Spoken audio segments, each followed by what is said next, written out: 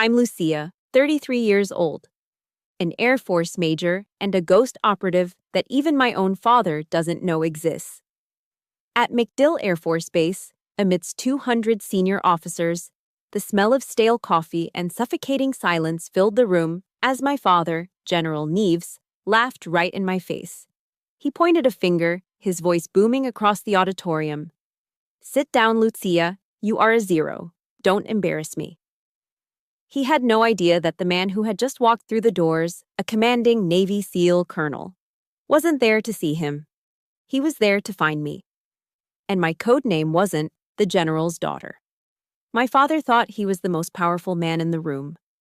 But when I read the file labeled Ghost 13, his face went from flush red to ghost white. He had made the biggest mistake of his life. Comment, justice, and subscribe if you've ever been underestimated by your own family. This is a story about the price of arrogance. The air in the strategic briefing room at MacDill Air Force Base always smelled the same: burnt coffee, industrial floor wax, and the metallic tang of aggressive air conditioning. It was a cold, sterile smell, the scent of bureaucracy and power. I sat in the back row, seat Z14, my spine pressed against the hard plastic of the chair. My uniform was pressed sharp enough to cut glass, my blonde hair pulled back in a regulation bun so tight it pulled at my temples. I made myself small. I made myself invisible. It was a survival mechanism I had perfected over 3 decades, not in Sears school, but at the dinner table. Down in the front row, under the bright fluorescent lights, sat the VIPs. And right in the center, holding court like a king on a throne, was my father, General Arthur Neves. He was 60, but he wore his years like medals. His silver hair was cut in a high and tight fade that defied gravity. And his skin was tanned from weekends on the golf course with senators.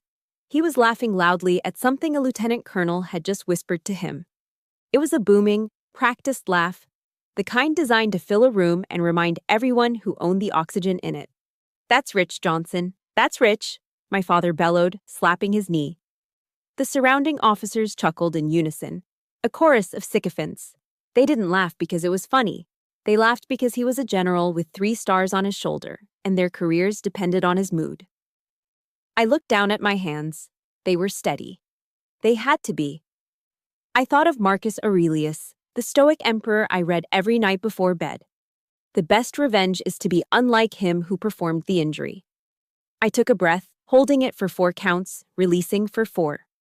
Then, the atmosphere in the room shifted. It wasn't a sound. It was a pressure change. The heavy double doors at the back of the auditorium swung open, but not with the usual creak. They burst open with controlled violence. The chatter in the room died instantly. Even my father's laughter was cut short, caught in his throat like a fishbone. A man walked in. He didn't walk. He stalked. He was wearing the Navy working uniform, the digital camouflage looking out of place in this sea of Air Force blue. On his collar, the silver eagle of a full colonel. On his chest, the trident of a Navy SEAL. Colonel Marcus Hale. I knew him. Not socially, but operationally. We had shared an extraction helicopter in Kandahar 3 years ago. He was a legend in the special operations community, a man who didn't play politics. He played for keeps. He ignored the 200 heads turning toward him. He ignored the protocol. He walked straight down the center aisle, his boots thudding rhythmically against the carpet. He stopped 10 feet from the stage, looking directly at the panel of generals. "General Neves," Hale said. His voice wasn't loud, but it carried to the back of the room with terrifying clarity. It was gravel and sandpaper. My father blinked, clearly annoyed at having his spotlight stolen. He adjusted his tie, putting on his benevolent leader mask. "Colonel Hale, to what do we owe this interruption? We are in the middle of a strategic assessment." "I don't have time for assessments, General," Hale said, cutting him off. "I have a situation developing in Sierra Tango sector. I need a Tier 1 asset, immediate deployment." My father scoffed, leaning back. "We have plenty of pilots here, Colonel. Take your pick." "I don't need a pilot," Hale said. "I need a ghost." specifically a TSSCI clearance sniper with deep reconnaissance capability. The room went silent. TSSCI, top secret, sensitive compartmented information. That wasn't just high clearance, that was doesn't exist clearance. Hale scanned the room, his eyes moving like a predator seeking prey. I was told the asset is in this room. My heart hammered against my ribs. Do it, Lucia. I didn't look at my father. I didn't look at the confused faces of the men around me. I focused on the exit sign above Hale's head. I stood up. The sound of my chair scraping against the floor echoed like a gunshot in a library. Heads turned. 200 pairs of eyes shifted from the stage to the back row. I stood at attention, shoulders back, chin up, a perfect statue of military discipline. Marcus Hale turned slowly. His eyes locked onto mine.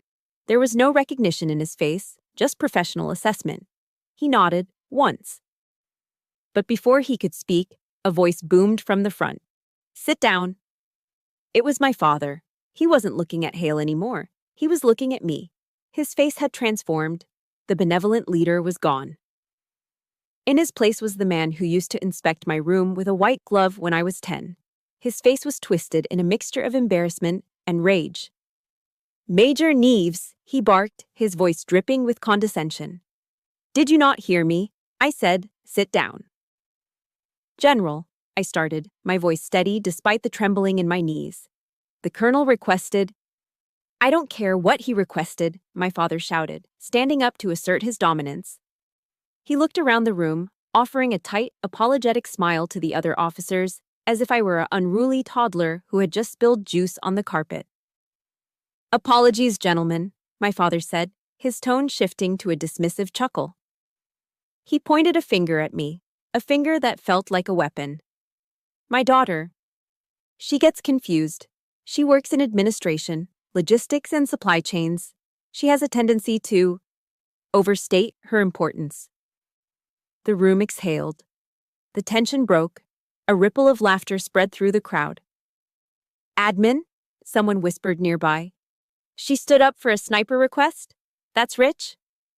Sit down, Lucia, my father said, his voice dropping to a dangerous low growl that only family members would recognize. You are a zero in this equation. Don't make me ashamed of you. Not here. Pride goes before destruction, and a haughty spirit before a fall. The verse from Proverbs flashed in my mind. I stood there for 3 seconds. 3 seconds that felt like 3 lifetimes. I felt the heat rising in my cheeks, not from shame, but from a cold, hard fury. He didn't just dismiss me, he erased me. To him, the uniform I wore was a costume. The rank on my shoulder was a decoration. I slowly lowered myself back into the chair. My father nodded, satisfied. He had put the dog back in the kennel. He turned back to Marcus Hale, flashing a winning smile. Now, Colonel, let's find you a real operator, shall we? But I wasn't looking at the floor anymore. I lifted my head and looked straight at my father's back. He turned his head slightly, catching my eye for a brief second before dismissing me again. That look. It was the same look of utter casual contempt. The look that said you are nothing. The look that said you are just a girl. The air conditioning hummed, cold and indifferent. But as I stared at the back of his head, the briefing room melted away. The smell of coffee faded, replaced by the smell of roast turkey and wood polish. I wasn't a 33-year-old major anymore. I was 18 years old again, sitting at the mahogany dining table in Virginia. And my father was looking at me with those exact same eyes. The glare. That was the bridge between the present and the past. As I sat in that sterile briefing room in Florida, staring at the back of my father's head, the cold hum of the air conditioner faded away. It was replaced by the smell of sage stuffing, roast turkey, and the heavy, suffocating scent of wood polish. I was transported back to the suburbs of Northern Virginia. I was 18 years old. It was Thanksgiving Day. Our house was a sprawling, colonial-style mansion with white pillars and a manicured lawn that looked like it had been cut with nail scissors. Inside, it was a museum of my father's ego. Framed photos of him shaking hands with senators, shadow boxes filled with his medals, and an American flag folded into a perfect triangle on the mantel. The dining room table was set with the good china, the kind we were terrified to chip. My mother had spent 3 days preparing the meal. The turkey was golden brown, the cranberry sauce was perfectly jellied, and the sweet potato casserole was steaming in the center.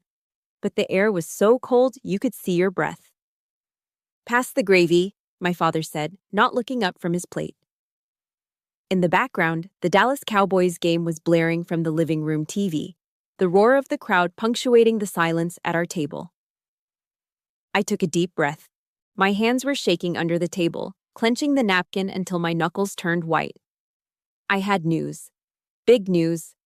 I had been holding it in for weeks, waiting for the perfect moment. Surely, on a day of thanks, on a day of family, he would finally see me. "Dad," I started, my voice small. "I got the letter today."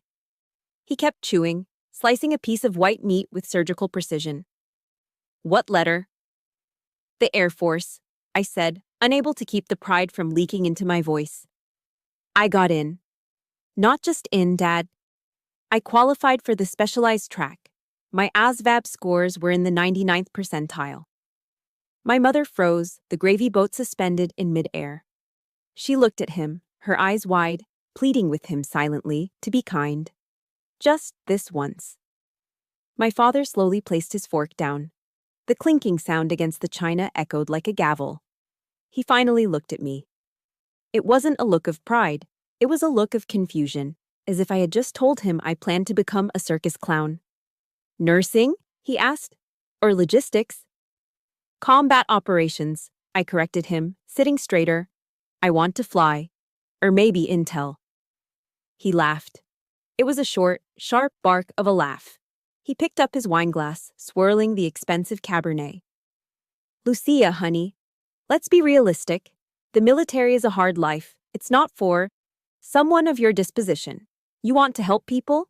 Be a nurse. Find a nice officer in the medical corps. Don't play soldier." My heart shattered. Just like that. "But Dad," I pushed, "my scores were higher than yours were when you enlisted." The temperature in the room dropped 10 degrees. "Scores are paper," he snapped. "War is blood. You don't have the stomach for it." He turned away from me, dismissing my entire future with a wave of his hand. He looked at my brother, Jason, who was sitting across from me. Jason, the golden boy. Jason, who had just dropped out of UVA because the pressure was too much and had spent the last 3 months sleeping on the couch and playing video games. "Jason," my father's voice softened instantly, becoming warm and fatherly. "How's the job hunt coming, son? No rush, you know. You need to find yourself. Take your time. We're proud of you for knowing your limits." Jason shrugged, stuffing a roll into his mouth. "Thanks, Dad." I looked down at my plate. The turkey looked like ash. The injustice burned in my throat like acid. Jason quit, and he was supported. I excelled, and I was dismissed. That night, while the rest of the house slept, I lay on the floor of my bedroom. I reached under my bed and pulled out an old Nike shoebox. This was my secret. This was my shame. Inside weren't love letters or diaries. Inside were ribbons. Blue ribbons from the local shooting range. Certificates for high scorer from the ROTC summer camp I'd attended without telling him. I ran my fingers over the gold foil of the awards. I had to hide them. Every time I had tried to show him a target sheet with a tight grouping, he would sneer. "Guns are for men, Lucia. A woman holding a rifle looks ridiculous. It looks desperate." So, I learned to hide my talent. I learned to be ashamed of the one thing I was truly gifted at. I shoved the box back into the dark, gathering dust with the monsters under the bed. I went downstairs for a glass of water. My mother was in the kitchen, scrubbing the roasting pan. Her hands were red and raw from the hot water. She looked tired. She always looked tired. "Mom," I whispered, "why does he do that? Why does he hate that I want to serve?" She sighed, not turning around. She kept scrubbing, the steel wool scratching against the metal. "He doesn't hate it, Lucia. He worries. He's from a different time. The old guard. He thinks he's protecting you." "He's not protecting me," I said, my voice trembling. He's erasing me. She turned off the water and dried her hands on a dish towel. She walked over and touched my cheek. Her hand was warm, but her eyes were empty. Don't cause a scene, honey. Please. For me? Just let him be the general. It's easier that way. The complicity of silence. She loved me, but she feared him more. That pattern never changed. It followed me out of that house and into the uniform. 3 years later, during advanced tactical training in the Mojave Desert, I took a bad fall during a night rappelling drill. I tore my rotator cuff and fractured 2 ribs. I was in the base hospital for 3 days. I didn't call him. I knew better. But my mother did. I waited for a call. A card, even a generic "get well soon," with his signature stamped by a secretary. Nothing came. On the 4th day, as I was packing my bag to leave the hospital, my phone buzzed. A text message from Dad. My heart jumped. I was 21, a grown woman, a commissioned officer, yet I was still a desperate child waiting for a crumb. I opened the message. Mom told me you got hurt. Told you it wasn't a playground. You've made your point. Resign your commission and come home. The neighbor's son, Patrick, is single. He's a lawyer. Time to get married and stop this nonsense.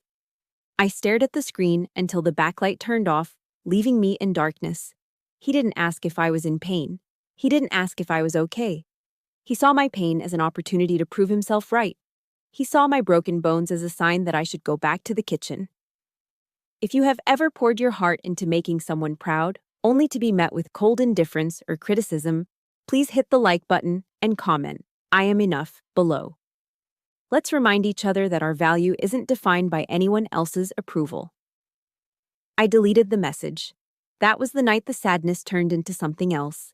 It turned into a cold, hard rock in the pit of my stomach. I stood in that hospital room, holding my injured arm, and asked myself the question that would haunt me for the next decade.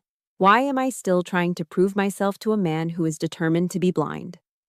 If he wouldn't look at me when I was standing in the light, maybe I needed to go somewhere he couldn't look away from. Somewhere darker. Somewhere harder. I wasn't going to be a nurse. I wasn't going to be a lawyer's wife. I was going to become the thing he feared most.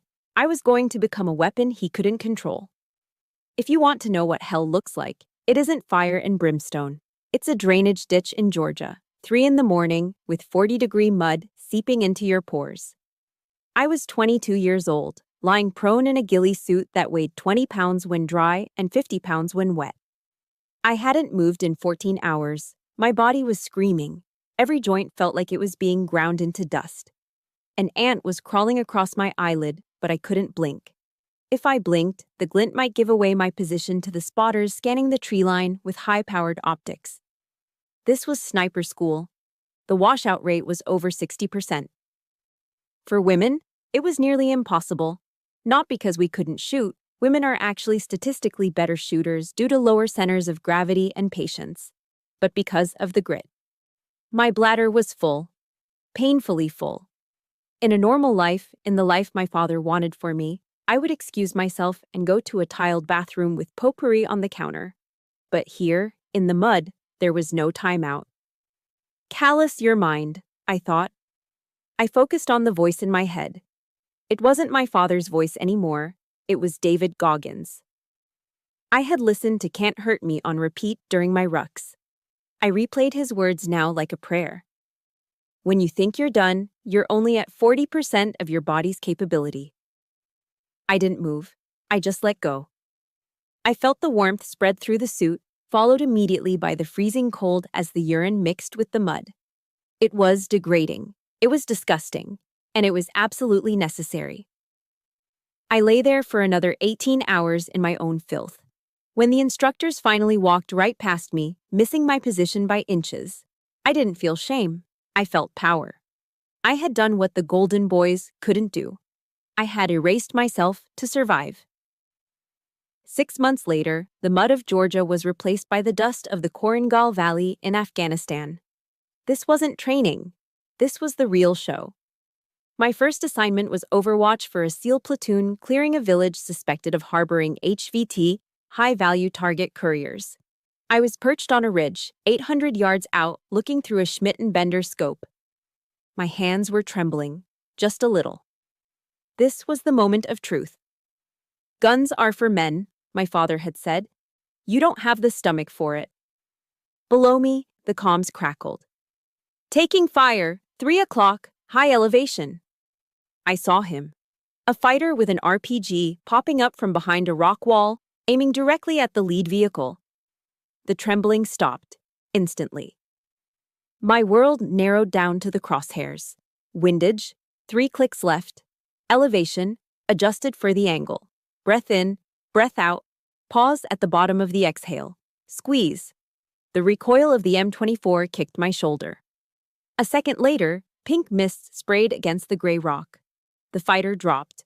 The RPG clattered harmlessly to the ground. Good effect on target, my spotter whispered. Clean kill. I didn't feel sick. I didn't feel sad. I felt a cold, professional satisfaction. I had just saved 4 American lives. I was good at this. I was exceptional at this. I did 2 tours.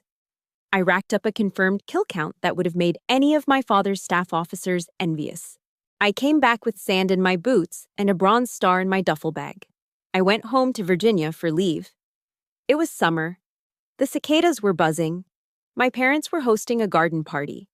The lawn was perfect, the white wine was chilled, and the guests were the usual DC crowd. Lobbyists, contractors, and officers angling for promotions. I was wearing a sundress, covering the bruises on my shoulders from the rifle stock. I felt like an alien. The silence of the Hindu Kush was still ringing in my ears, but here, people were complaining about the humidity and the traffic on I-95. A woman approached me. Mrs. Gable, the wife of a senator. Lucia, darling, we haven't seen you in ages, she chirped, swirling her Chardonnay. Your father said you've been away. Where were you? I opened my mouth. I wanted to say, I was in the Petch River Valley, providing overwatch for the 101st Airborne. I haven't slept in a bed in 7 months. But before I could speak, my father's hand landed on my shoulder. It was heavy, possessive, and warning. She was in Europe, my father said loudly, smiling that practiced, charming smile. Backpacking, you know how millennials are. Finding herself in hostels in France and Italy. I froze. Mrs. Gable laughed. Oh, how wonderful. Paris in the spring is to die for. I looked at my father. He didn't look at me. He was already scanning the crowd for someone more important to talk to. He had lied. He had turned my service, my sacrifice, my blood and sweat into a vacation. Why? Because a daughter who kills terrorists doesn't fit the narrative of the general's sweet family. It was too messy, too masculine. It threatened his spotlight. I stood there, surrounded by power and wealth, and I realized I was invisible. I didn't correct him. I didn't make a scene. I just took a sip of my iced tea and let the lie settle over me like a shroud. That was the moment Lucia died, and Ghost was truly born. When I returned to base, my team started noticing something. I didn't hang out at the O Club. I didn't brag about my shots. I didn't tell war stories. I would do the job, file the report, and vanish. Where the hell is Neves? My CO asked one day after a mission briefing. Gone, sir, Marcus Hale, then a lieutenant commander said, looking at the empty chair where I had been sitting seconds ago. She's like a ghost. You don't see her until she wants you to, and she's gone before you can thank her. Ghost. The name stuck. Later, when I got my top secret clearance and joined the Special Activities Division, I chose my call sign. Ghost 13. The number 13 was for bad luck. My father's bad luck. Because he thought he had buried me under his lies. He thought he had shamed me into silence. He didn't realize that by ignoring me, by forcing me into the shadows, he had given me the perfect cover. He had trained me to be invisible. And invisibility is a sniper's greatest weapon. The Rusty Anchor wasn't the kind of place you found on Yelp. It was a dive bar tucked away on a service road 3 miles outside the base's main gate. It had no windows. The floor was perpetually sticky with spilled domestic draft, and the air smelled like a combination of stale hops, lemon disinfectant, and sweat. To a civilian, it might have looked like a hole in the wall. To us, it was a cathedral. It was Friday night. The jukebox in the corner was playing George Strait, the low twang of the guitar competing with the sharp clack-clack of pool balls and the roar of laughter from the booths. I sat at a scratched wooden table near the back, nursing a bottle of Miller High Life. I wasn't wearing my uniform. I was in jeans and a gray t-shirt, my hair let down for the first time in days. Around me sat my team, my real family. There was Tex, a heavy weapons specialist from Houston who could strip a machine gun in 30 seconds blindfolded. There was Miller, our comms guy, who looked like a high school accountant but had a purple heart for dragging a wounded Marine out of a burning Humvee. And then there was the memory of the man who had brought us all together. I stared at the condensation dripping down my beer bottle, and my mind drifted back to a briefing room in Kandahar, 6 months prior. It was the first time I had worked directly with Colonel Marcus Hale. It had been a joint operation, high stakes, a hostage rescue in the mountains. We had been pinned down in a valley, taking heavy fire from 3 sides. The extraction bird couldn't land. We were running low on ammo. I had found a perch, a jagged outcropping of rock 500 yards up. I stayed there for 12 hours, baking in the sun, calculating wind speeds that were swirling unpredictably through the canyon. I took 9 shots. I dropped 9 tangos. Each one was a threat that was about to flank Hale's team. When we finally got back to base, covered in dust and adrenaline, I expected the usual. I expected the SEALs to go to their own debrief, ignoring the Air Force support. Instead, Marcus Hale had walked right up to me in the mess hall. He was covered in grime, his face streaked with sweat. He didn't smile. He didn't flirt. He looked me dead in the eye. He slammed a fresh bottle of water on the table in front of me. "Nevies," he had said, his voice gravelly. "Sir?" I had stood up, instinctively. "Sit down," he ordered, but not like my father. It was an order given with respect. He leaned in, lowering his voice so only I could hear. "That shot on the RPG gunner, the one at 11 o'clock? "Windage was tricky, sir," I replied. "You saved my point man's life," Hale said. "You are the all-seeing eye, Major. Without you up on that rock, we would have come home in body bags today." He clapped a heavy hand on my shoulder. It wasn't possessive, it was an affirmation. "You're a weapon, Neves, a damn fine one." That moment was worth more to me than every medal my father had ever displayed in his shadow boxes. Hale hadn't seen a woman. He hadn't seen a general's daughter. He had seen a warrior. Back in the rusty anchor, a hand waved in front of my face, snapping me out of the memory. "Earth to Ghost," Tex laughed, sliding a pitcher of beer onto the table. "You're 1,000 yards staring again. Drink up. Tabs on me tonight." I smiled, a genuine smile that reached my eyes. "Thanks, Tex." "Hey," said a raspy voice from the seat next to me. I turned. It was Master Sergeant Elena Rodriguez. She was 50 years old, tough as leather, with gray streaks in her hair and a cynical look in her eyes that had seen too many commanders come and go. She was nearing retirement, and she had become the unofficial mother hen of our unit, if mother hens drank whiskey neat and smoked Marlboro Reds. Elena took a sip of her drink and looked at me with piercing intelligence. "I heard about the briefing today, about the promotion list." I stiffened. "I didn't make the cut for the command track. Again."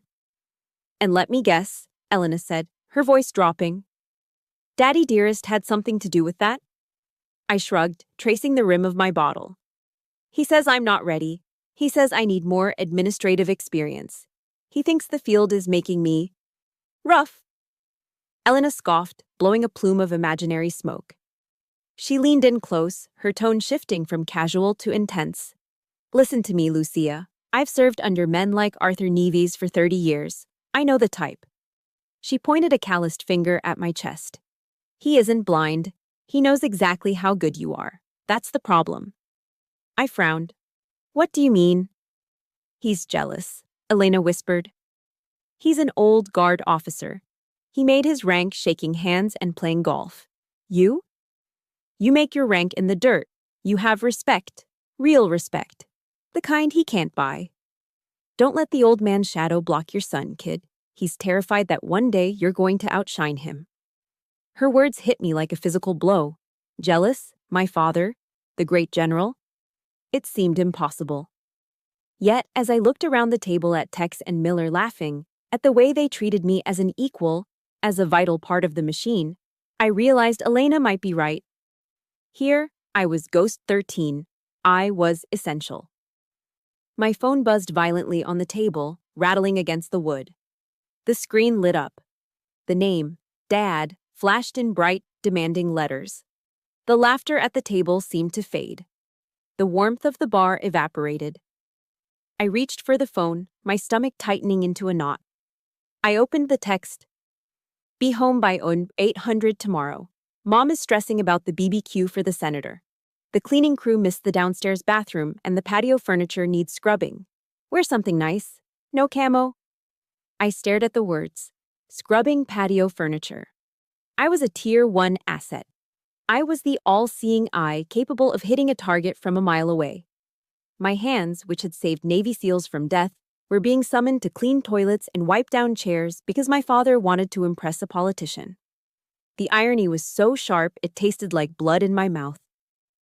Tex looked over, seeing the change in my expression. Bad news. Recall order? I looked at him. I looked at this family of misfits who would take a bullet for me. Then I looked back at the phone. No, I said, my voice quiet. Just a reminder of my place.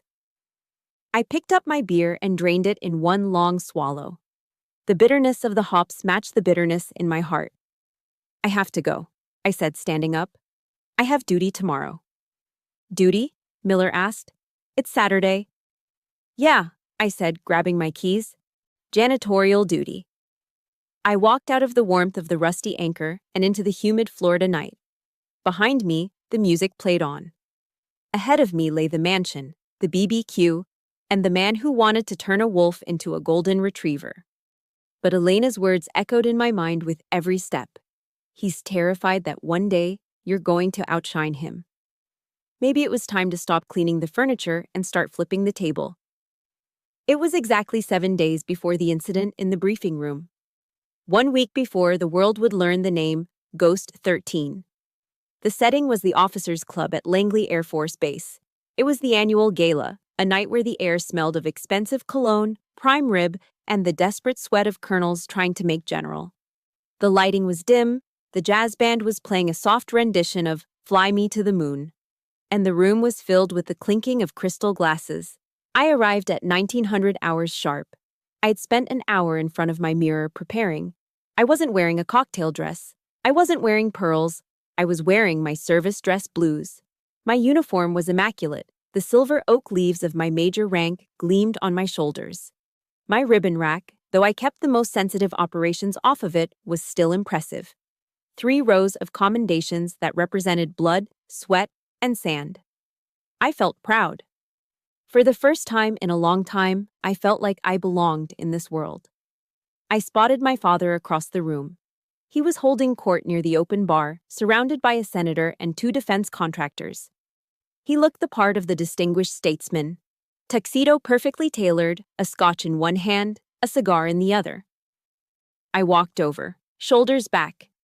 Good evening, General. He turned. His smile, which had been beaming at the senator, vanished the second his eyes landed on me. He looked me up and down, his lip curling in distaste. Lucia, he said, his voice dropping so the others couldn't hear. What are you wearing? I blinked, confused. It's a military gala, Dad. This is the appropriate uniform. For a man, he hissed. You look like a damn chauffeur. I told your mother to buy you that blue silk dress. The one that actually shows you have a figure.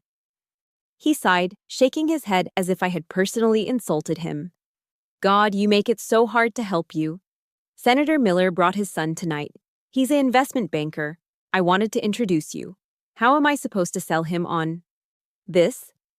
He gestured vaguely at my uniform, at the medals on my chest, as if they were a stain. My stomach twisted. I wasn't a daughter to him. I wasn't an officer. I was livestock to be traded.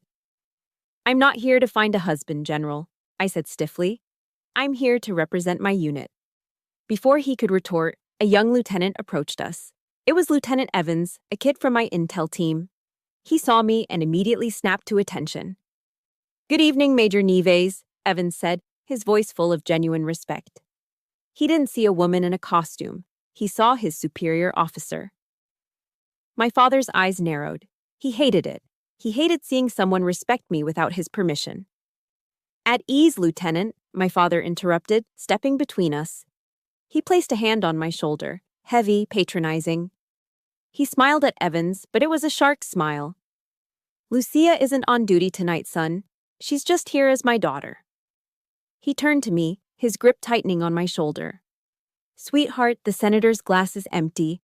Why don't you run to the bar and get him a refill? Gin and tonic, extra lime, and get me another scotch while you're at it. The air left my lungs. Lieutenant Evans looked confused. He looked from me to the general. He knew it was wrong. You don't ask a field-grade officer to fetch drinks like a waitress. Dad, I whispered, my face burning. There are servers for that. I asked you to do it, my father said, his voice raising just enough for the surrounding circle to hear. Go on, little Lucia. Make yourself useful. Don't just stand there looking stiff. The senator chuckled, oblivious to the power play. A gin and tonic would be lovely, dear. I stood there for a heartbeat. I could see Lieutenant Evans looking at the floor, embarrassed for me. I could feel the eyes of the other officers, my rank, my experience, my sacrifices. They were all stripped away in seconds. To him, I was just the help. I swallowed the rage that tasted like bile. Yes, sir. I walked to the bar. My legs felt heavy, the walk of shame.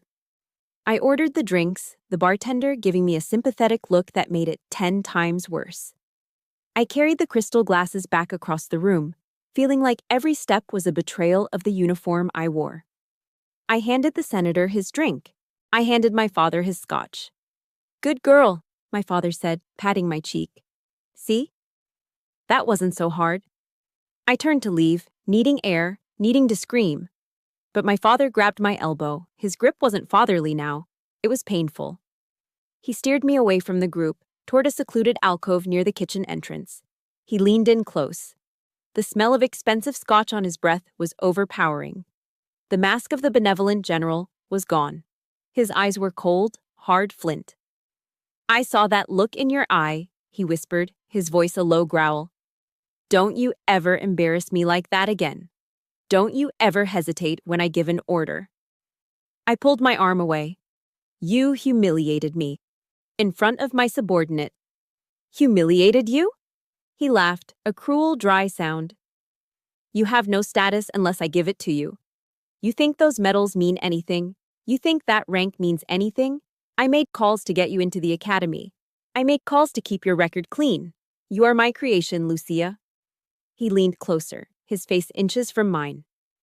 And remember this. I made you. I can break you. I can strip those oak leaves off your shoulder with one phone call. So, know your place. You are my daughter first, an officer second, and only when I say so. He straightened his tuxedo jacket, smoothed his tie, and the mask clicked back into place. Now, go fix your face. You look emotional. It's unbecoming. He walked back to the party, leaving me standing alone in the shadows of the hallway. I drove home in silence. I didn't turn on the radio. I didn't cry. The tears wouldn't come. I was past sadness. I was in a place far colder than sadness. I walked into my apartment and went straight to the bathroom. I turned on the harsh vanity lights. I looked at myself in the mirror. I looked at the woman in the blue uniform. I saw the marks on my arm where he had grabbed me. I realized something in that moment. He didn't just want to control me. He wanted to own me. He believed I was his property. And as long as I sought his approval, as long as I played by his rules, I was his property. If you have ever had your hard-earned achievements dismissed by the very people who should be proud of you, please hit the like button and comment. I define my own worth below. Let's show the world that we are not defined by anyone's opinion, but our own. I unbuttoned my collar. I took off the uniform jacket and hung it carefully. I made you. I can break you. I repeated his words to the empty room. No, Dad, I whispered to my reflection. You didn't make me. The Air Force made me. The war made me. The pain made me. And he couldn't break me. Because you can't break a ghost. Next week was the strategic briefing at MacDill. He would be there. I would be there. I washed my face with cold water. When I looked up, the scared daughter was gone. Ghost 13 stared back. Next time, I vowed, I won't fetch the drinks. Next time, I bring the storm. Sit down, Lucia. You are a zero. Don't embarrass me. My father's voice was still echoing off the acoustic tiles of the briefing room walls. The laughter of the sycophants, the lieutenant colonels and majors who built their careers on laughing at my father's jokes, was still rippling through the air. It was the moment I had feared my entire life. Public humiliation. The stripping of my dignity in front of the very people I served with. But something strange happened. I didn't shrink. I didn't crumble. I didn't look at my shoes, or apologize, or scurry away like the mouse he wanted me to be. I felt calm. It was the kind of calm you feel right before you squeeze the trigger. The world slowed down. The ambient noise, the hum of the server racks, the rustle of papers, the snickering, faded into a dull buzz. I kept standing. My posture was perfect. My chin was parallel to the floor. I didn't look at my father. I looked through him. My eyes were locked on the Navy SEAL standing 10 feet away. Colonel Marcus Hale hadn't laughed. He hadn't moved. He was staring at me with an intensity that burned hotter than the fluorescent lights. Major! My father barked, his face flushing a dangerous shade of purple. He took a step toward me, his hand raised as if he were about to strike a disobedient child. I gave you a direct order. Sit down before I have the MPs drag you out of here for insubordination. The room went deadly silent. The laughter died instantly. Threatening a field officer with military police in a briefing was a step too far, even for General Neves. The air grew heavy, charged with a static electricity that made the hair on my arms stand up. Marcus Hale moved. He didn't step toward my father. He stepped between us. He turned his back on the general, a breach of protocol so flagrant it drew a gasp from the front row. Hale looked directly at me. Major Neves. Colonel, I replied, my voice steady, betraying none of the adrenaline flooding my veins. I asked for a specific asset, Hale said, his voice low and dangerous. I was told the asset was in this room. Are you claiming that identity? My father sputtered behind him. Colonel, I don't know what game you're playing, but my daughter is a logistics officer. She orders paper clips and schedules fuel trucks. She is not— Silence, Hale roared. The word cracked like a whip. My father froze, his mouth hanging open. No one told Arthur Neves to be silent. Not in his own base, not in his own kingdom. Hale didn't even turn around. He kept his eyes on me. I'm asking you a question, Major. Status and identifier? This was it, the point of no return. I took a breath. I let go of the daughter who cleaned patio furniture. I let go of the girl who hid ribbons under her bed. Ghost 13, I said. The name hung in the air. Sector? Hale asked. Sierra Tango, I replied. Hindu Kush Operation, Valley of Death. Overwatch for Team 6. Hale nodded, his expression unreadable. And your clearance level? I paused for a fraction of a second. I let my eyes drift to my father, who was standing there, blinking rapidly, his face a mask of confusion. Level 5, I said clearly. Yankee White, Special Access Program. The reaction was immediate, and it was catastrophic. My father's hand, holding his glass of water, began to tremble. Water sloshed over the rim, dripping onto his polished shoes. Level 5. He knew what that meant. Every officer in that room knew what that meant. My father was a 3-star general. He had level 3 clearance, top secret. He thought he was God. But level 5? That was the stratosphere. That was need to know so high that even generals weren't read in unless they were specifically required for the mission. It meant I reported to Shadows. It meant I knew things that would put him in prison if I whispered them in his ear. That's impossible, my father stammered, his voice losing all its boom. He looked around the room, desperate for an ally. She's lying. She's delusional. She works in supply. He looked at his chief of staff, a man named Colonel Rohr. Tell him, Rohr. Tell him she's just a paper pusher. But Colonel Rohr wasn't looking at the general. He was looking at me, and for the first time in 10 years, he wasn't looking at me with pity. He was looking at me with awe. Sir, Rohr said quietly, if she knows the Sierra Tango designator, we don't have access to those files. That's Black Ops. My father turned back to me, his eyes wide, searching for the child he thought he owned. But she wasn't there. Lucia, he whispered. You never told me. You never asked, I said. You were too busy telling everyone I was backpacking in Europe. A murmur erupted in the room. 200 officers began whispering at once. Did you hear that? Ghost 13, the sniper from the Korengal Valley? The general didn't know. How could he not know his own daughter is a Tier 1 operator? He treated her like a secretary. The realization hit them like a shockwave. The man they feared, the man who projected an image of all-knowing power, was a fool in his own house. He was the emperor with no clothes.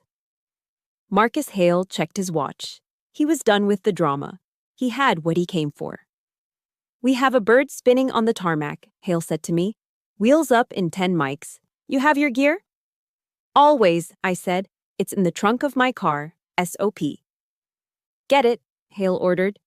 We have an extraction team waiting in Yemen. I need eyes on the ground by 0600. Yes, sir. I stepped out of the row. I walked past the officers who had snickered at me minutes ago. They pulled their legs in, scrambling to get out of my way. Some of them even started to stand up, an instinctive reaction to the presence of a superior warrior. I reached the center aisle. My father was blocking my path. He looked smaller now.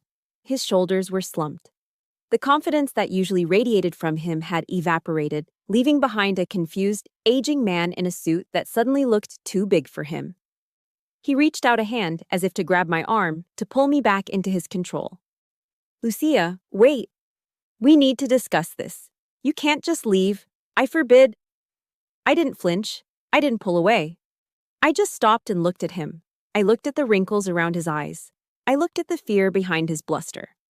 For years, I had wanted to scream at him. I had wanted to rage, to list every injustice, every insult, every time he made me feel small. I thought this moment would feel like vengeance. I thought I would feel angry. But I didn't. I felt pity.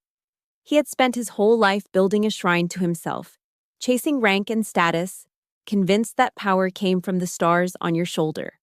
He had missed the greatness standing right in front of him. He had missed me.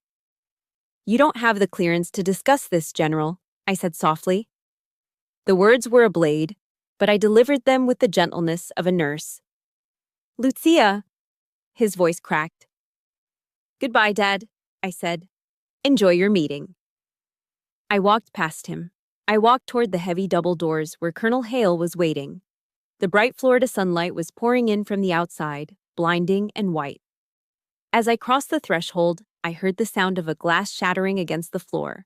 I didn't turn back. I walked out of the air-conditioned nightmare and onto the tarmac. The heat hit me, smelling of jet fuel and freedom. The rotors of a Black Hawk helicopter were already spinning, cutting the air, waiting to take me to a war where the bullets were real, but the enemies were honest. I was done fighting for his approval. Now, I was fighting for my life. And for the first time, I liked my odds. The coordinates didn't exist on any civilian GPS. We were at a black site, dug deep into the rocky terrain of Yemen, somewhere north of the Hadramaut Mountains. The air here was different from Florida. It didn't smell like floor wax and old coffee. It smelled of diesel, burning trash, and the ozone tang of high-voltage electronics. I sat in the Tactical Operations Center, TOC, a temporary structure reinforced with sandbags and Kevlar sheeting. The hum of cooling fans from the server racks was the only constant sound. On the wall, a bank of high-definition monitors showed drone feeds. grainy, green-tinted views of a village 3 miles away. I wasn't wearing my service dress blues anymore. I was wearing multicam fatigues, dusty and smelling of sweat. My hair was braided back tight against my scalp. In front of me sat the instrument of my trade, a Che-Tak M200 intervention. It wasn't just a rifle, it was a mathematical certainty. It fired a 408 round that could remain supersonic beyond 2,000 yards. "Ghost," a voice crackled in my earpiece. It was Marcus Hale. He was on the ground, leading a 4-man SEAL element through the labyrinth of mud brick houses in the valley below. "We are pinned. Sniper in the minaret. Sector 4. Do you have a solution?" I leaned into the scope. My world narrowed to a circle of glass. I found the minaret. I saw the heat signature of the enemy shooter. He was good. He had an elevated position and was suppressing Hale's team, keeping them from reaching the hostages. "Distance is 2,400 meters," I said calmly into the mic. 2,400 meters. That was over 1.5 miles. In the briefing room back at MacDill, I was little Lucia, the girl who fetched gin and tonics. Here, I was God. No one in the Tussie asked who my father was. No one cared about my gender. They didn't care if I was pretty or if I should smile more. They cared about one thing. Could I do the math? "Wind is full value, left to right, 8 miles per hour," I muttered to myself, my fingers adjusting the turrets on the scope. Click. Click. Click. I had to account for everything: the humidity in the air, the temperature of the propellant in the cartridge. I even had to calculate the Coriolis effect, the rotation of the Earth itself. The bullet would be in the air long enough that the planet would literally turn underneath it. "Ghost, we are taking heavy fire." Hale's voice was tight. "We need that window open. Now." "Stand by," I said. My pulse was resting at 50 beats per minute, ice water in my veins. I pulled back from the scope for a split second to check my wind meter. As I did, my personal sat phone, which I had left on the corner of the table, buzzed. It lit up the dim room. "Dad, 20 missed calls." I stared at the screen. He was blowing up my phone. Not because he was worried about my safety. He didn't even know where I was. He didn't have the clearance. He was calling because he was panicked. He was calling because he had lost control of the narrative. He was probably sitting in his office in Florida, realizing that the admin girl had just walked out on him with a Tier 1 operator, and he was terrified of what I might say. For 33 years, that buzzing phone had been a leash. When it rang, I answered. When he commanded, I obeyed. I looked at the flashing screen. Then I looked at the drone feed showing Hale's team huddled behind a crumbling wall, taking rounds. There was no choice. There never really was. I reached out and pressed the power button. I held it down until the screen went black. "Goodbye, General." I felt a physical weight lift off my chest. I wasn't his daughter right now. I wasn't a Neves. I was Ghost 13. I went back to the scope. "Solution set," I said. "Windage, 3 mils left. Elevation, 120. "Send it," Hale ordered. I exhaled. I waited for the natural pause between heartbeats. I squeezed the trigger. The recoil was a mule kick to the shoulder, even with the muzzle brake. The suppressed report was a sharp thwack that echoed in the small room. Then, the wait. At this distance, the bullet had a flight time of nearly 4 seconds. 1, 2, 3, 4. On the drone feed, the heat signature in the minaret suddenly jerked backward and collapsed. Pink mist sprayed against the ancient stone wall. "Target down," I reported, my voice flat. "The window is open." "Good effect on target," Hale replied. "Moving." I watched on the screen as Hale's team breached the building. I watched them drag the 2 hostages out, an aid worker and a journalist, and load them into the extraction vehicle. I didn't cheer. I didn't high-five the comms guy next to me. I just opened the bolt of my rifle, ejecting the spent brass casing. It hit the floor with a metallic chime. Job done. 3 hours later, the adrenaline had faded, replaced by the deep, bone-weary exhaustion that only combat brings. We were sitting in the debriefing area, sitting on crates of ammunition. I was drinking a warm, Rip-It energy drink and eating peanut butter out of an MRE packet. Colonel Hale walked in. He was still covered in the dust of the valley. He walked over to where I was sitting. He didn't say anything at first. He just handed me a piece of paper. It was a draft of the after-action report, AAR, he was sending to the Joint Chiefs. I read the highlighted section. Objective achieved with 0 friendly casualties. Success of the mission is directly attributed to the precision support provided by ASEC Ghost 13. Major Neves demonstrated superior technical capability and tactical judgment under extreme pressure. She is the most valuable asset of this operation. I looked up at him. You didn't have to write that, I said. Hale cracked open a can of dipping tobacco, packing his lip. I didn't write it to be nice, Neves. I wrote it because it's the truth. In my world, you get what you earn. And today? You earned every inch of that bird on your collar. He looked at my blacked-out phone sitting on the crate next to me. Everything okay on the home front? He asked. He knew. Of course, he knew. He had seen the show in the briefing room. It's quiet, I said, looking at the dark screen. For the first time in my life, it's finally quiet. Good, Hale said, standing up. Keep it that way. You can't aim if you're looking over your shoulder. I watched him walk away. I picked up the spent brass casing from the floor, the shell from the shot that saved them. I rolled it between my fingers. It was heavy. It was real.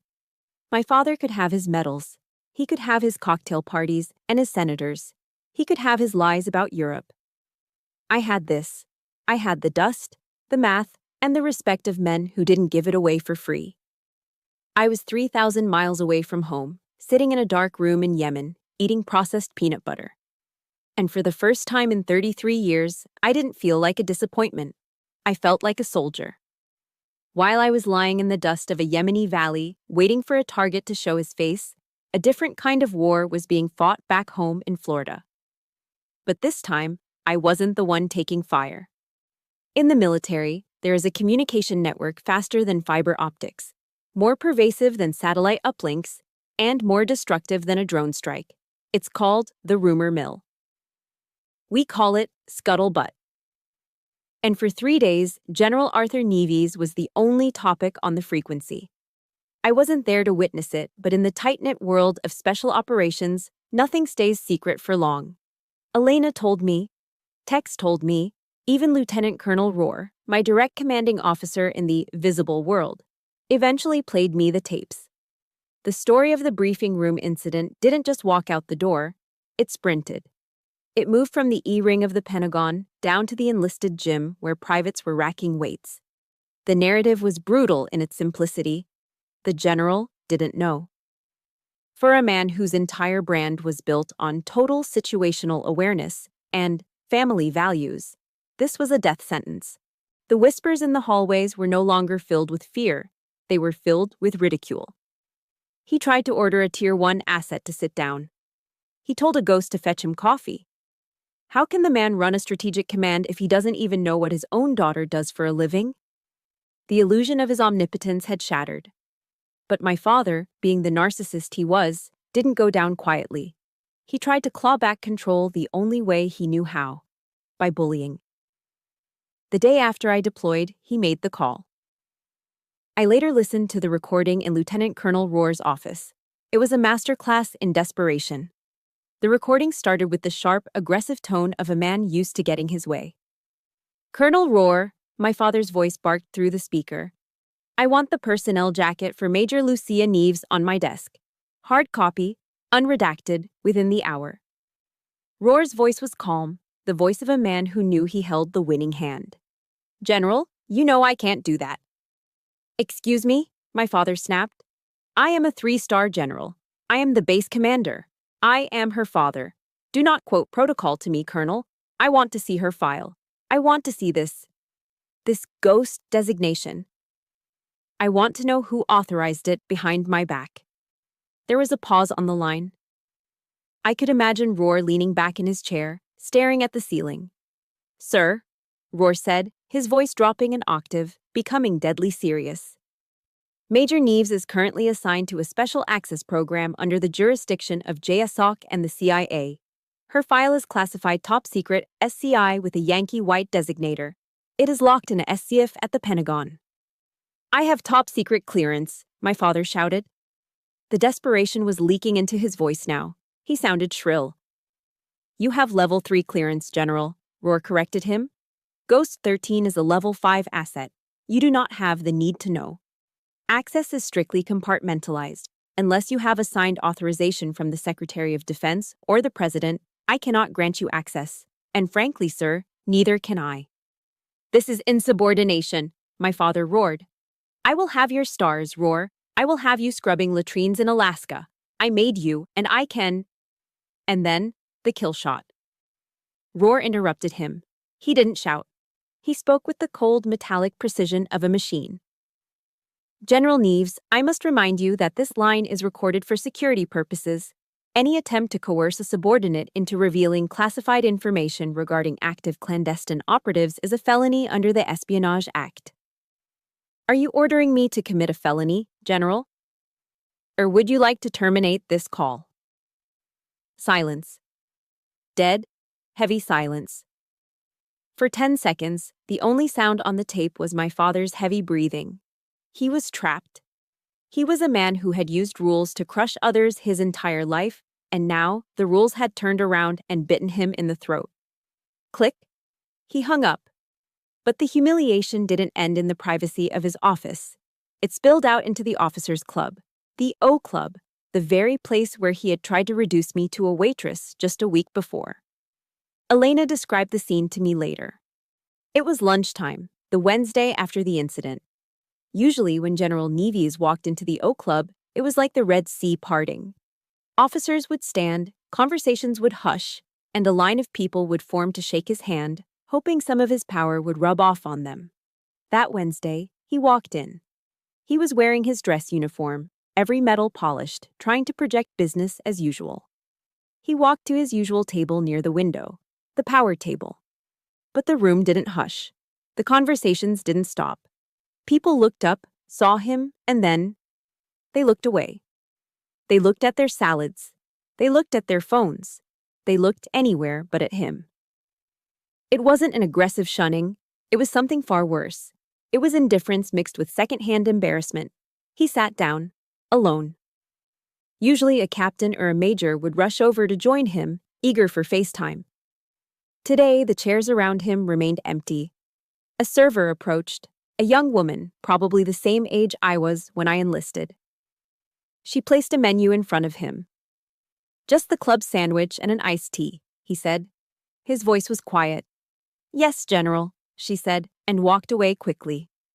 Elena told me she watched him from the bar. She watched the great Arthur Neves, the man who claimed to make people, sitting in a room full of 200 officers, eating a sandwich in absolute isolation. He checked his phone. No messages. He looked around the room. No eye contact. For the first time in 30 years, he was just an old man eating lunch alone. The power he thought he held, the power of fear, the power of reputation, had evaporated the moment the truth about me came out. Because if he couldn't control his own daughter, if he couldn't see the ghost living under his own roof, then he wasn't a genius strategist. He was just a bully who had been outsmarted.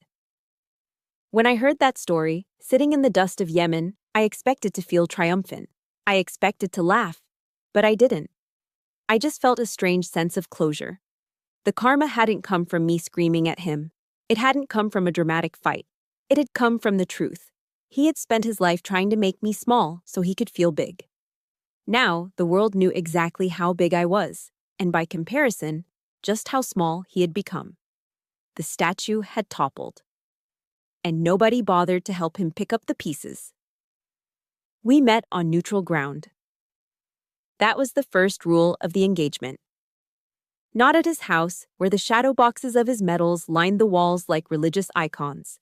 Not at the base, where the weight of rank and protocol would suffocate any chance of honesty. We met at a Starbucks in South Tampa, 3 blocks from the bay. It was a Tuesday morning, 3 months after I'd walked out of the briefing room and onto a Black Hawk helicopter. The air conditioning inside the cafe was freezing, a sharp contrast to the humid Florida heat outside. The air smelled of roasted beans and burnt milk.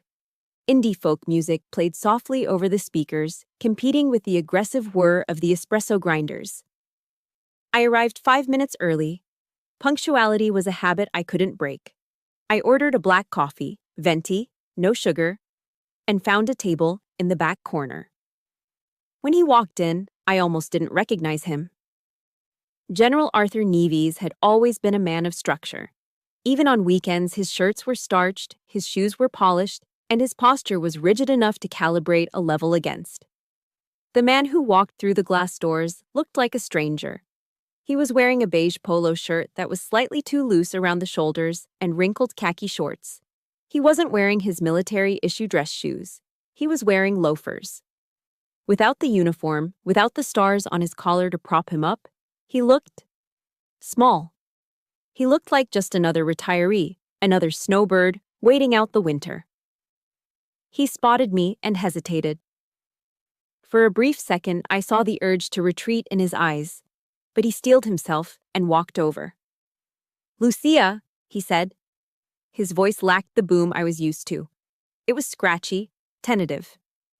"Dad," I nodded, gesturing to the empty chair. He sat down heavily. He had a paper cup in his hand, and he began to peel the cardboard sleeve off it, strip by strip.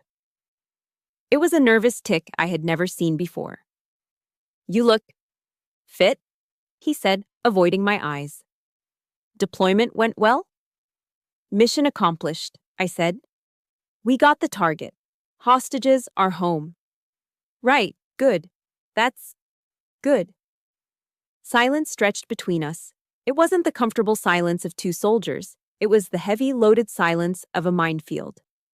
He took a sip of his coffee and grimaced. "Too hot. Everything is too hot these days." He put the cup down and finally looked at me.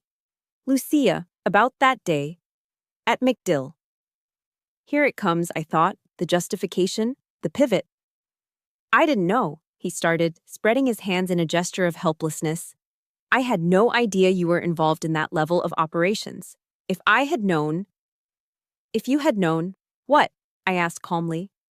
"You would have treated me with respect. You would have listened to me. I would have protected you," he snapped, a flash of the old general breaking through. "Do you have any idea how dangerous that world is? Black Ops? CIA oversight? It's a meat grinder, Lucia. I pushed you toward administration because I wanted you safe. I wanted you to have a normal life. A husband, kids, Sundays off." He leaned forward, his eyes pleading. "I'm your father. My job is to keep you safe. I only wanted what was best for you." It was the classic defense. The narcissist's prayer. I didn't do it, and if I did, it wasn't that bad. And if it was, I did it for your own good. I looked at him, really looked at him. I saw the fear behind the bluster. He wasn't just afraid for my safety. He was afraid of his own irrelevance. He was afraid that the daughter he viewed as an extension of himself had grown a limb he couldn't control. I thought about Dr. Henry Cloud. I thought about the book on boundaries that Elena had given me years ago. Boundaries define us. They define what is me and what is not me. A boundary shows me where I end and someone else begins. For 33 years, I had no boundaries. I was just an annex of Arthur Neves's ego. Not anymore. I didn't yell. I didn't cry. I didn't list his failures or throw the past in his face. That was what a child would do. I placed my hands flat on the table. "Dad," I said. My voice was low, level, and absolute. He stopped tearing at the coffee sleeve. "I am not a child you need to protect," I said. "I am a field-grade officer in the United States Air Force. I have killed men who were trying to kill my friends. I have made decisions that saved lives. I don't need your protection." "But, let me finish," I interrupted, holding his gaze. "I understand you think you were helping, but you weren't. You were erasing me. You were ashamed of who I was because I didn't fit the picture you wanted to paint for your friends." He opened his mouth to argue, but the look in my eyes stopped him. It was the ghost stare. The look that said target acquired. "We are going to have a new relationship, Dad," I continued. or we are going to have no relationship at all." He blinked, stunned. "Lucia, don't be dramatic. We're family." "Family is not a free pass to disrespect me," I said. "So here are the rules. This is the new baseline." I leaned in closer, ensuring he heard every syllable. "Number 1. You will never dismiss my rank or my service in public again. Number 2. You will never call me Little Lucia or tell me to fetch drinks like a servant. Number 3. You do not get to take credit for my achievements, and you do not get to lie about them to save face." I took a breath. This was the hardest part, the part where I let go of the need for his validation. "I don't need you to be proud of me, Dad," I said, my voice softening just a fraction. "I really don't. I'm proud of myself. What I need is for you to respect me, as an adult, as an equal." The cafe noise seemed to fade away. The grinder stopped. The indie music lulled. My father sat there, frozen. He looked at me as if he was seeing me for the very first time. He looked for the desperate little girl who used to hide ribbons under her bed. He looked for the teenager who begged for his attention at the dinner table. They were gone. Sitting across from him was a woman who didn't need him. And that realization seemed to age him another 5 years right in front of my eyes. He looked down at his coffee cup, now shredded and cold. He took a long, shaky breath. He started, his voice cracking. He cleared his throat. I didn't realize how much I had missed. It wasn't a full apology, it wasn't a confession of guilt, but for a man like Arthur Neves, it was a white flag. He looked up at me. The arrogance was gone. In its place was a quiet, resigned acceptance. "Respect," he repeated the word, tasting it. Okay, Lucia." He nodded. It was a slow, deliberate nod, a salute without the hand. "Okay," I echoed. I finished my coffee. It was cold and bitter, but it tasted like victory. I stood up. "I have to get back to base. We have a briefing at 1400. He stood up too, out of habit. "Right, duty calls." There was an awkward moment where a hug might have happened in a Hallmark movie, but this wasn't a movie. We didn't hug. We didn't cry. The distance between us was still there, vast and full of old scars, but at least now there was a bridge. A narrow, fragile bridge built on boundaries. "Drive safe, Major," he said. I paused. He had called me Major. Not sweetheart, not honey, Major. "You too, Arthur," I said. I didn't call him Dad. Not right then. I called him by his name, acknowledging him as a man, flawed and human, just like me. I turned and walked out of the Starbucks. I pushed open the door and stepped into the blinding Florida sun. The heat wrapped around me, but I didn't mind. I walked to my car, unlocked the door, and sat in the driver's seat. I checked the rearview mirror. I could see him through the window of the cafe, sitting alone at the table, staring at the empty chair where I had been. I put the car in gear and drove away. I hadn't won a war. I hadn't destroyed him. I had done something much harder. I had redefined the terms of peace, and for the first time in my life, I was free. Time in the military is measured in deployments, in duty stations, and in the slow, steady accumulation of gray hairs. 10 years. A decade had passed since I walked out of that coffee shop in Tampa. A decade since I drew a line in the sand and dared my father to cross it. Today, the auditorium at Langley Air Force Base was filled to capacity. The air smelled of floor wax and fresh-cut lilies. The American flag stood tall and unmoving on the stage, the gold fringe catching the overhead lights. I stood at the podium. My uniform had changed. The gold oak leaves of a major were gone, replaced by the silver oak leaves of a lieutenant colonel. I looked out at the sea of blue uniforms. 200 faces looked back at me. They weren't looking at me with fear. They weren't looking at me because they were forced to. They were looking at me with trust. I was their commander now. "Attention to orders," the adjutant barked. The room snapped to attention. The sound of 200 pairs of boots hitting the floor in unison echoed like a thunderclap. I didn't flinch. I didn't puff out my chest. I just stood there, breathing in the moment. My eyes scanned the front row. Usually this was reserved for VIPs, for generals, and senators. But today, there was an old man sitting in the seat of honor. Arthur Neves was 70 years old now. He wasn't wearing his dress uniform. He had retired 5 years ago. He was wearing a charcoal gray civilian suit that fit him a little too loosely. His hair, once a steel gray high and tight, was now completely white and thinning. He wasn't the god of war anymore. He was just a grandfather who played golf on Tuesdays and complained about his arthritis. He wasn't invited up to the stage to pin my rank on. I had chosen Master Sergeant Elena Rodriguez, now retired and walking with a cane, to do that honor. It was a subtle choice, but a deliberate one. Rank is earned in the trenches, not inherited through DNA. But my father didn't look angry. He didn't look slighted. As Elena's shaking hands fastened the silver insignia onto my collar, I looked down at him. He was crying. They weren't the crocodile tears of a manipulator. They were quiet, silent tears rolling down cheeks that had lost their firmness. He caught my eye and offered a small, wobbly smile. It was a sad smile, the smile of a man who realized too late that he had spent 30 years betting on the wrong horse, but was grateful he was allowed to watch the race finish. I nodded at him. Acknowledgement. Peace.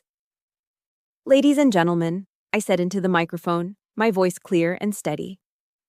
Command is not a privilege, it is a burden, and it is a burden I will carry for you, not over you. I didn't quote Sun Tzu, I didn't quote Patton. I spoke to them like humans. I treated them with the dignity that I had starved for when I was a young officer.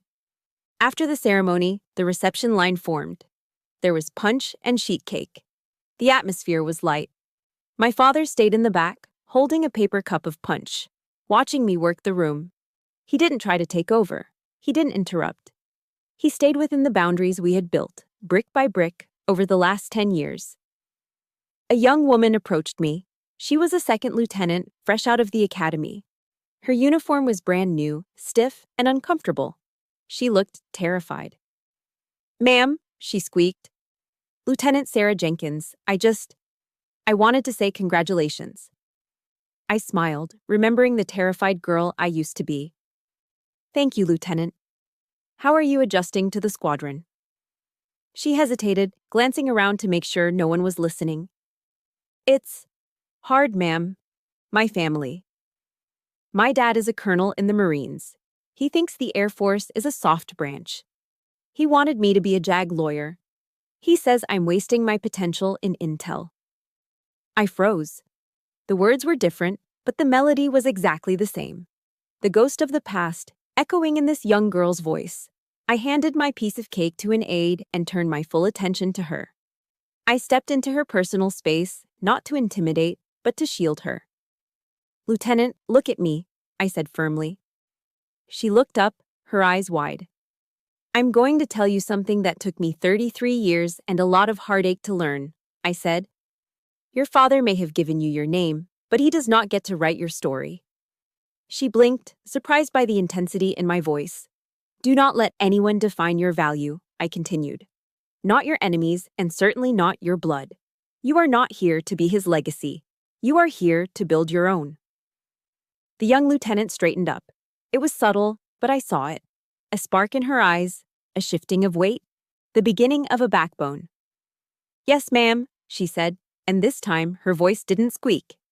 "Thank you, Lieutenant Colonel." "Carry on, Lieutenant." As she walked away, walking a little taller than before, a quote from Maya Angelou drifted through my mind.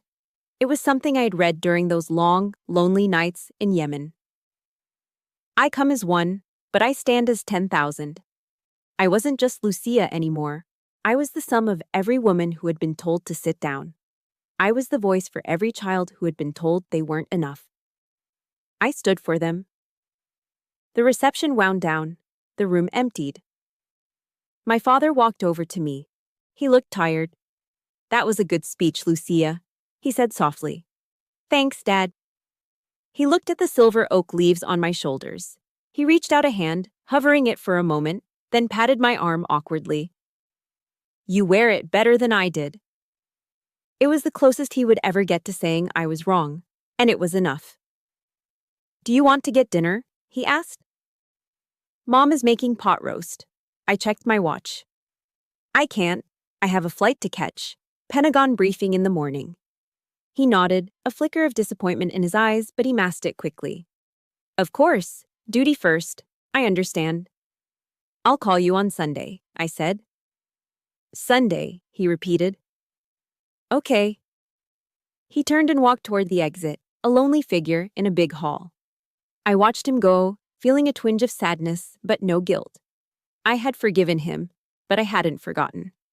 The relationship was healed, but the scar would always be there to remind me of where the boundary line was drawn. I turned and walked out the side door. The Virginia sun hit my face, warm and golden.